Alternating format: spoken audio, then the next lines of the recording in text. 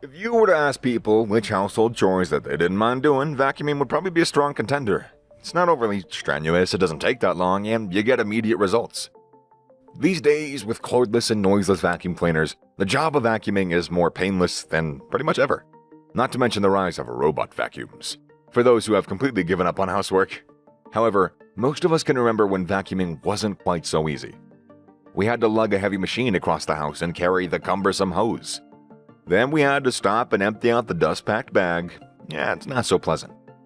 Plus, in the good old days, the noise of a vacuum cleaner was like a Boeing 737. But let's spare a thought for people who used the very first vacuums. Safe to say that these appliances differed significantly from the iRobot Roomba, but at the time, they were life-changing. So how did the first vacuum cleaners actually work? Before vacuum cleaners ever appeared, people used air machines to blow away any dust. While this was somewhat effective, it was basically removing mess from one place and sending it to another. The first patented cleaner was introduced by Daniel Hess in Iowa in 1860. Hess's device was more of a sweeper than a vacuum, although he used bellow-propelled suction cups to create a small vacuum effect. And then in 1869, Chicago inventor Ives McGaffey came up with a hand-cranked vacuum cleaner. For this device, you pulled on a lever that set off a belt.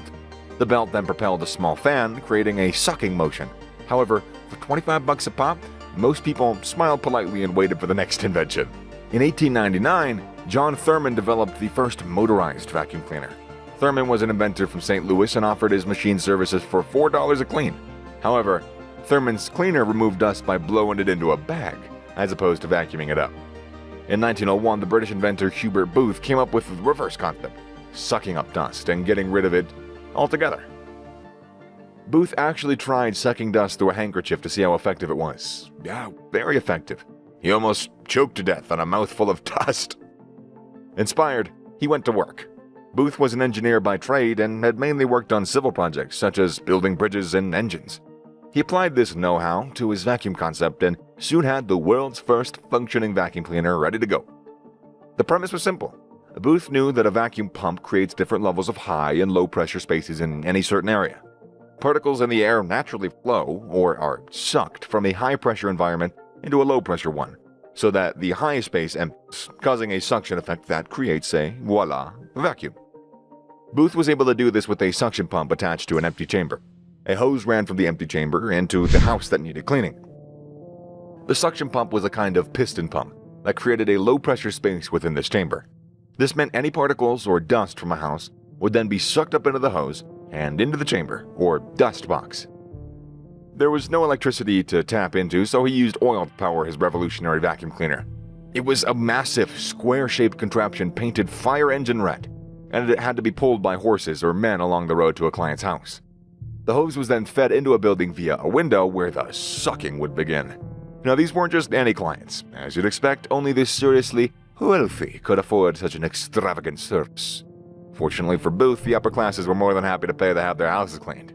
Not only was it effective, but there was an added perk of having the huge device parked right outside the house for everyone to see, further highlighting their wealth and prosperity. Pretty soon, anyone who could afford it was demanding one of Booth's cleaners.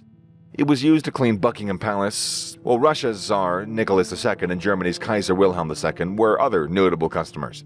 However, Booth's Puffing Billy cleaner was not only expensive but labor-intensive. While the average person still didn't have access to this incredibly useful device, they actually didn't have to wait that long. In 1905, Walter Griffiths from Birmingham, England, introduced a far smaller portable vacuum. It could be used by just one person, which made it ideal for a worker in an affluent household. The Griffiths Vacuum was operated by a foot pump.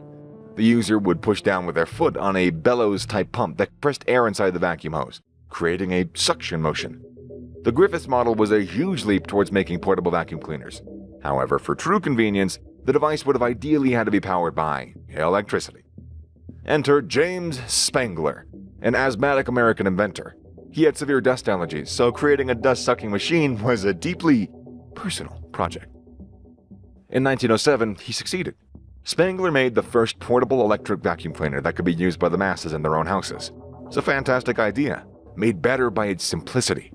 First, he used a mechanical floor sweeper. It was powered by a small electric motor. Next, he inserted a fan into a box at the top of the sweeper. The fan created a low-pressure space which resulted in the desired sucking mechanism. Spangler attached a pillow slip to the fan box which filled up with debris and dust. Another Spangler innovation was fixing a rotating brush to the belt inside of the head of the vacuum. The brush was able to separate rubbish and debris on the surface and made it easier to suck into the bag. Worked like a treat, and in 1908, Spangler patented his invention and sought out for investors. One of his investors was William Hoover. Hoover was a businessman with a keen eye for user-friendly products. He was blown away by Spangler's cleaner, and together they formed a company, with Hoover eventually becoming the president and overseeing the sales strategy. The new Hoover Model O vacuum cleaner was truly revolutionary. Weighed around 8 kilograms or 20 pounds, which was unbelievably light compared to other portable vacuum cleaners. It had a spherical kettle-shaped base with a long handle and a large bag attached. Hoover used salespeople to go door to door, demonstrating its effectiveness. There was a huge demand for the Hoover model, although vacuum cleaners were largely restricted to those who could afford them, until the end of World War II. In the 1950s, almost every family in the industrialized world had access to vacuum cleaners, and sales went through the roof. Throughout the 20th century, small tweaks were made to vacuum cleaners to make them even easier to use. They became lighter, faster, quieter. However, the main cleaning efficiency didn't change too much from Spangler's original model. Today, if a parent asks their children to choose between vacuuming and washing the dishes, it's a no-brainer. Vacuuming wins every time.